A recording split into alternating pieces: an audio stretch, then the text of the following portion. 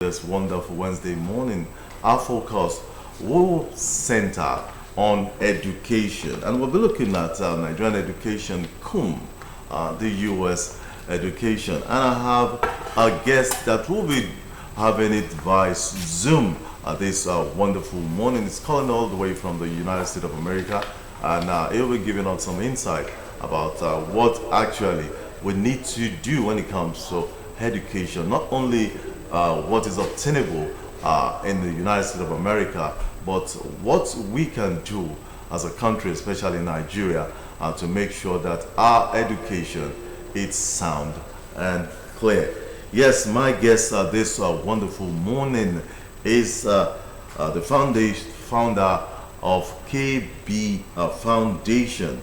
Yes, we have Kunle Ibrahim on the program this morning. Good morning. It's good to have you on the show. Good morning. It's my pleasure to be on your show. All right. Before I even start my question, because I know there is a lot of questions at the moment begging for answers from you. Let me first use this as a way to congratulate you on your birthday that you had some couple of days ago. I hope that at the end of the day, we'll have you give us our own goodies coming after the program. All right, it's good to have you on the show anyway. Let's start the program, and let's look at what we are actually looking at. We're looking at education. We're looking at what is transpiring at the moment. We're looking at the UTME just concluded by our secondary school students. And we'll also look at what are the things that we actually need to look at, especially when it comes to education in Nigeria. But I want to ask you this, firstly, that what do you think, someone that is vast when it comes to education, the most significant challenge or challenges, let me put it that way, facing Nigerian education system at the moment, and how do you think we can address this? Thank you so much for having me, and thanks for the wishes. I really appreciate it. Yes, when it comes to education, I think in my own opinion, when I compare how the structure of education is in the United States compared to Nigeria, I think one of my great concern is that the education, it should be at the local level, not at the state or federal level. For instance, in the US, the education is strictly at the local level, and that is one of the arguments of Trump administration, that they want to give the total control back to the government. And this is how it works in the US. So for instance, we have something called school district. The school district is headed by a school superintendent. Each school district, they control their own budgets. They control how to hire teachers. They control everything. So for instance, I will use the Osogbo, Ilesha, and Ife. Those are two major metropolitan cities in Osun State. Yeah. They will have their own school district. Ife independent, it's going to be something called Ife Independent School District, Osogbo Independent School District, Ilesha Independent School District. They are the ones that they will determine the number of teachers they need, the number of schools they want to construct, and they will be in charge of managing the structure of all the schools. There's nothing concerning the state. So they create their own salary structure. They do everything. And you'll be surprised that the school district, they have the power to set they call it property tax. Whatever property tax they collect in each district is what they use to pay the teachers, is what they use to maintain the schools, is what they use to maintain a lot of things. So The only thing they need is guideline from the federal government and from the state government. So the states or federal do not control education. Compared to Nigeria, that I see it is the state that is hiring teachers. I think that is one of the wrong approach. If the Osun state government cannot be hiring teacher for somebody in Ife, they don't know their need. It is the but they have representatives there. They have representatives there. So don't you think that they will know their pains and what to do to make sure that their education there is standard enough to test the test of time?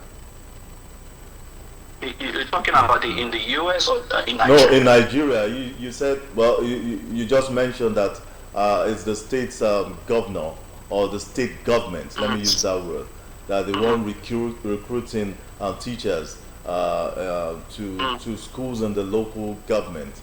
And I said that since they have people representing those areas and they have some programs and policies that goes along with that line, don't you think that the state government employing teachers in the local government, do you think it's a wrong idea? It is completely wrong, because as I've used the example of how it is being done in the US, each district they hire their own teachers. It is not up to the state of Texas to hire teachers. The only thing the school district they need is the guideline. They need to follow the state guideline, and in the school district they have representative from different area within the district that make determination of how do we want to educate our children based on the guidelines set by the state or the federal government, not the state of Texas hiring teachers. No, the states cannot, because it is much easier when you localize an education, because the people in that area, they know their need, compared to the states saying, oh, we want to be hiring teachers for you. No, I don't think it is the best approach, and that is where we have some, this is my own opinion, and this is where we have some issue. The state cannot continue to hire teachers for somebody in Ikpechumodu or for somebody in Ila. The people in that area should know their need and determine how they want to approach their education system. It's just it, and this is where we have I believe this is where we have so much issue. The states do not want to relinquish power. The federal government do not want to relinquish power. It's like, I see it like people with power drunk. We continue to hold on to power. We cannot continue to hold on to power when it comes to education. Education is very vital for any country to move forward. It is the bedrock that makes a country to be successful. All right, thank you very much. Okay, you just mentioned that, but that's going to take a longer time for the country Nigeria to reassess or re-engineer himself to what you're talking about, what is obtainable in the United States of America. But let's now look at how can we actually use technology to leverage and improve access to education in Nigeria. I know technology is the key, the real thing in the United States of America, but how can we key into this technology-driven society to make sure that our education is a top-notch? That's a good question. It's going to take, as you've said, whatever I just described, it's going to take a very long time to be able to achieve in Nigeria. And I believe there's nothing difficult to achieve, but because we have a set of policy makers that are not really looking into the direction of how to really improve some of these education problems. I will use United States for instance.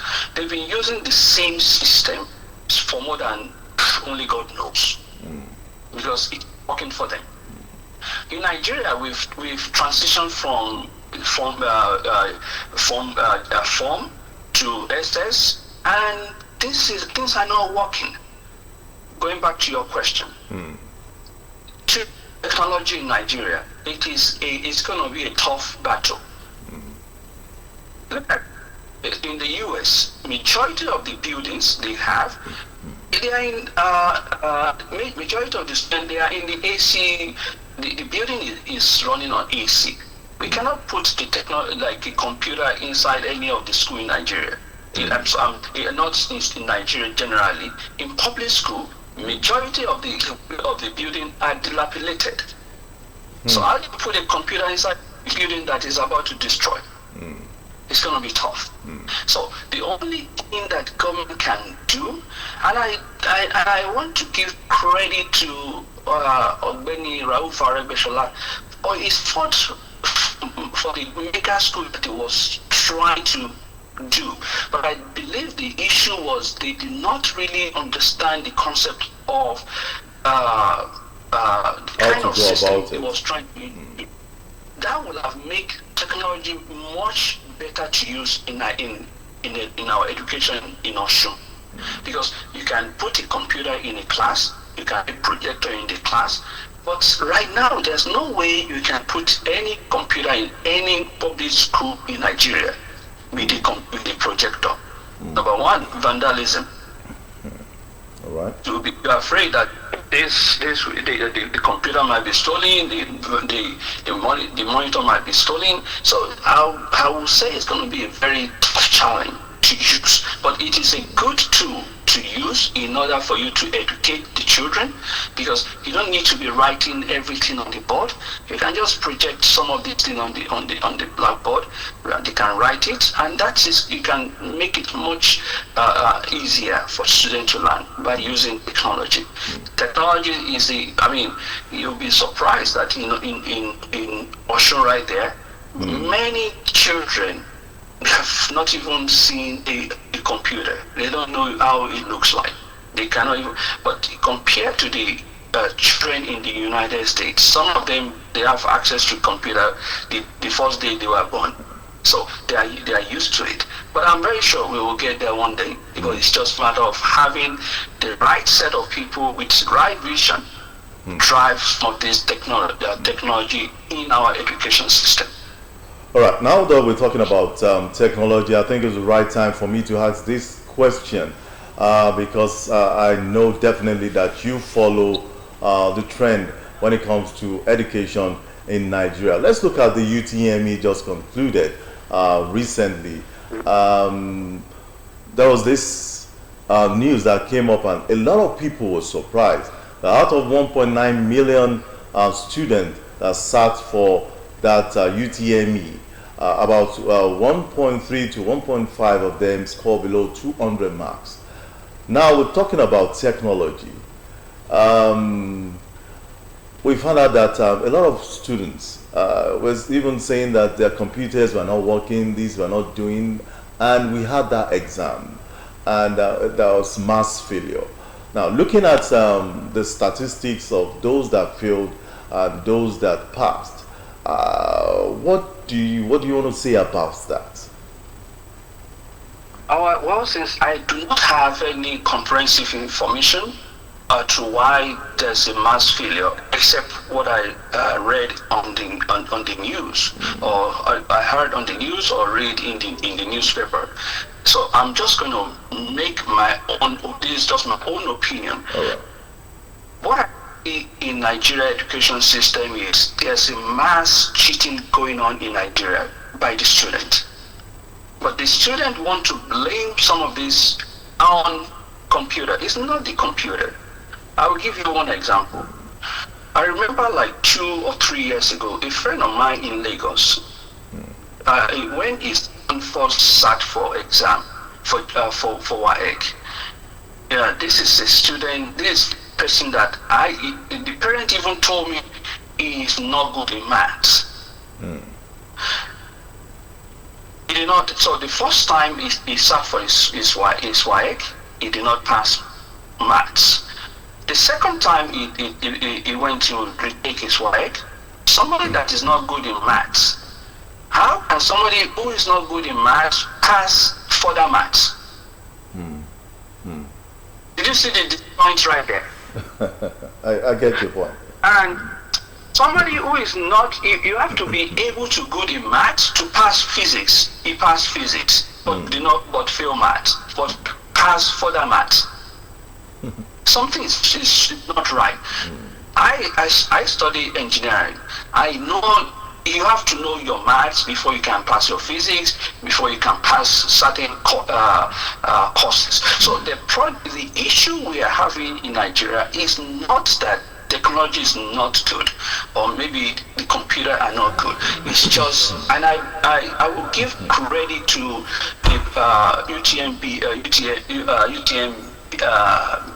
the chairman. I believe his name is Professor, I forgot his name, for really trying to reduce the cheating going on in Nigeria. I strongly believe in education, but at the same time, we cannot continue to have so many kids cheating their way through education. One thing that a lot of students do not know is that the definition of education is for you to be able to read, write, and think logically. Education is not because you have a bachelor degree, master degree, or PhD. We should look into how do we want to encourage some of these students to create different pathway, education pathway, vocational education pathway, trade pathway. In case if you are not strong academic, you can choose different pathway. There are so many. Somebody sent me a resume a few days ago looking for a job. I look at this resume. The resume is empty. Nothing is there.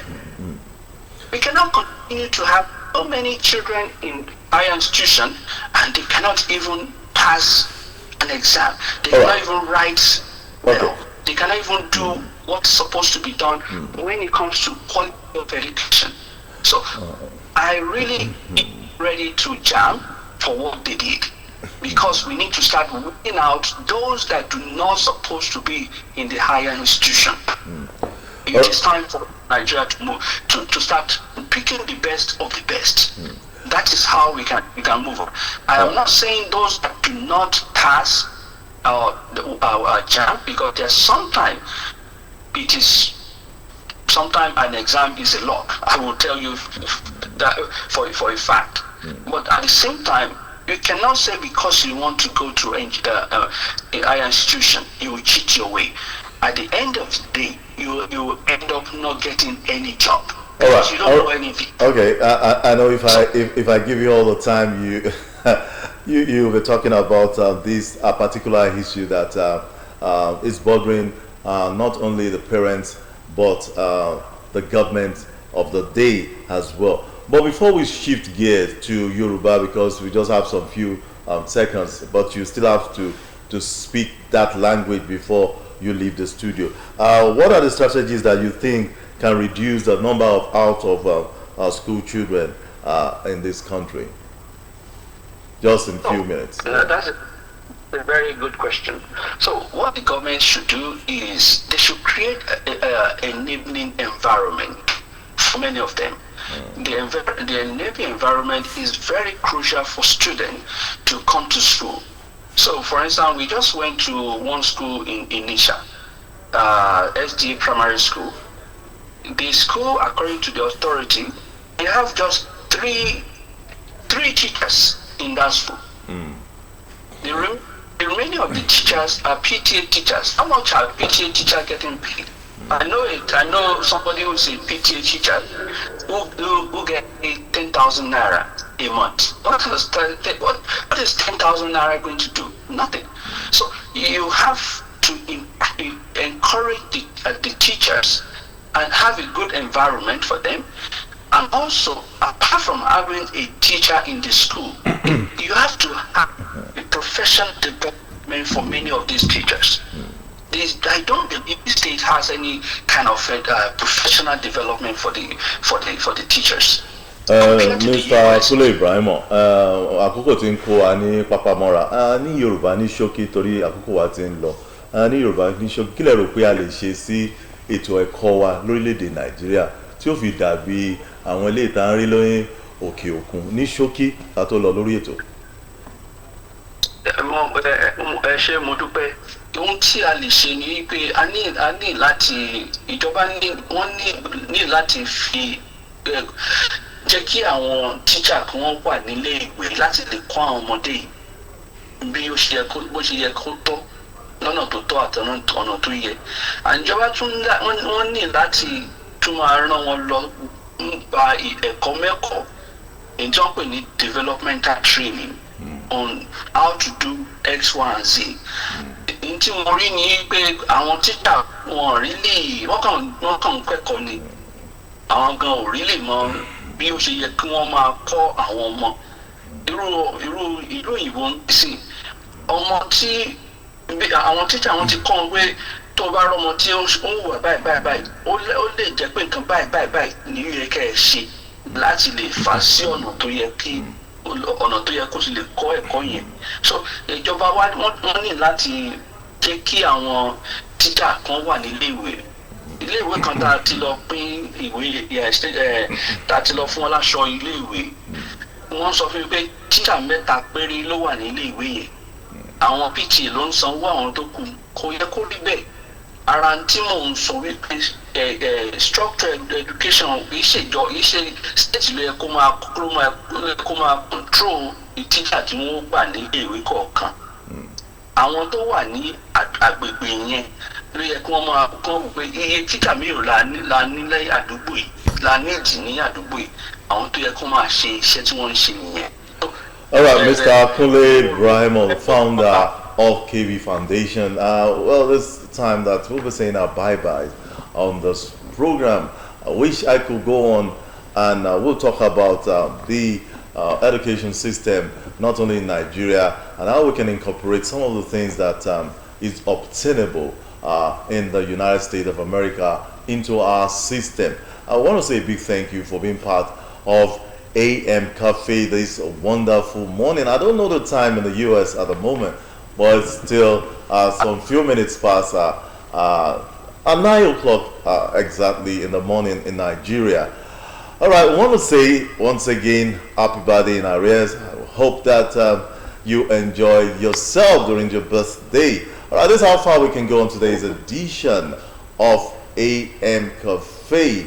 Join my colleague tomorrow for another edition of AM Cafe. My name is David Ojo, saying bye for now.